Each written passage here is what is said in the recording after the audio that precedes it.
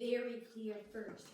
We are not saying that older people do not have some diseases and some periods they need to go through. We are not neglecting this. But we are also not generalizing the fact that we should forbid every single older people that would want to run for minister or president as to they can make a significant difference.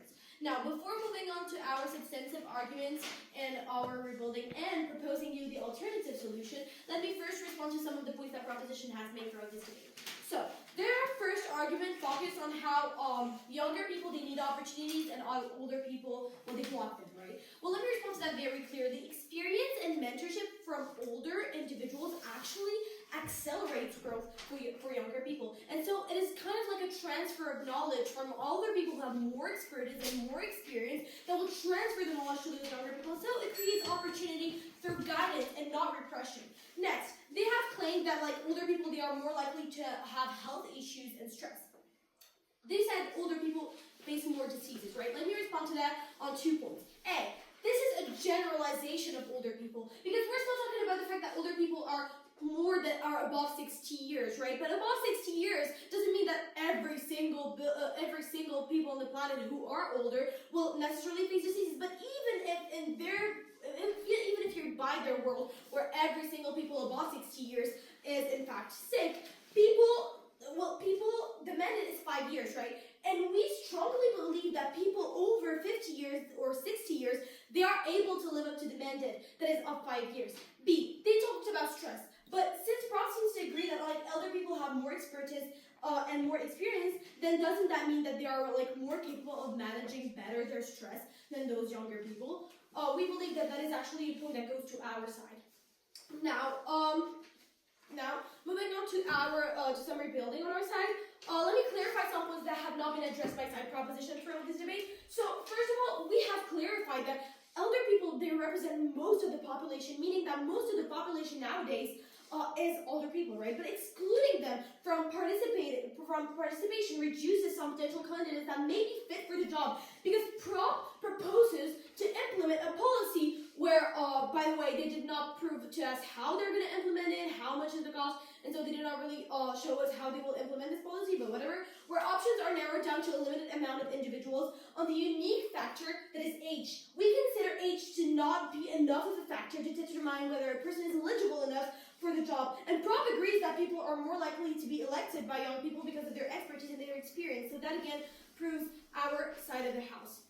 The second argument that has been brought by First Op clearly states that experience and expertise matter more than age. Older individuals, they often bring critical skills, knowledge, and perspective that younger people they may lack, and Prop seems to agree with that. And so with age comes experience, problem-solving ability, and understanding of nuance, especially in leadership and politics. This experience improves decision-making, and so on a long-term scale, which responds to their point, it is very more beneficial that the world will go to a positive mindset on a long-term scale than on a short-term mindset, because we believe that like younger people who are running to be elected, they are more likely rejected to be to provide like good guidance on a short-term level, but on a long-term level, people with more expertise are naturally going to be the ones who are making the better decisions.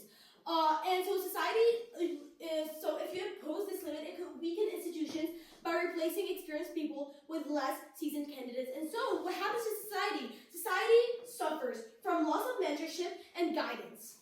Now, let me move on to our first substantive argument.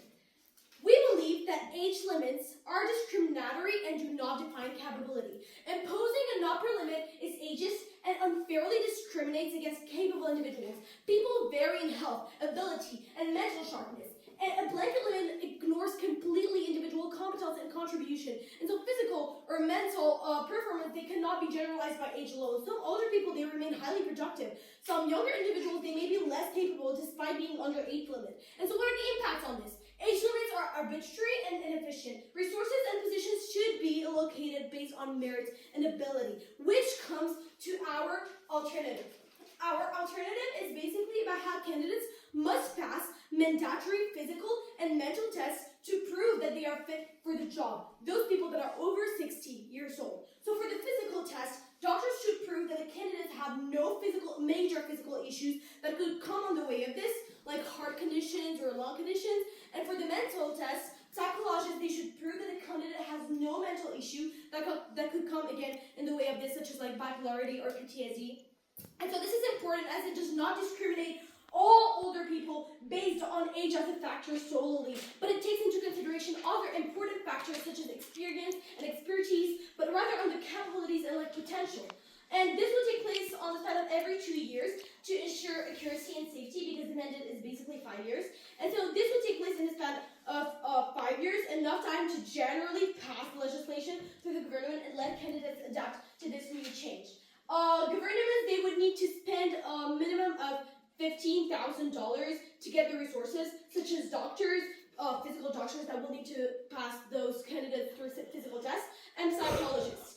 And we will need also a management office to go through the regulations. But so, this alternative takes into consideration their world, which prioritize those younger people that need those younger people that need to be elected, but also like the older people, to not judge them and limit all of them to age only. Because again, they have proved to us that older people, they have more expertise and experience, and we find it really unfair to only limit them based on one factor, which is age, and which is why we provide to you this alternative as a solution for it to be made. And this is why we urge you to vote for side opposition. Any POIs? Perfect time.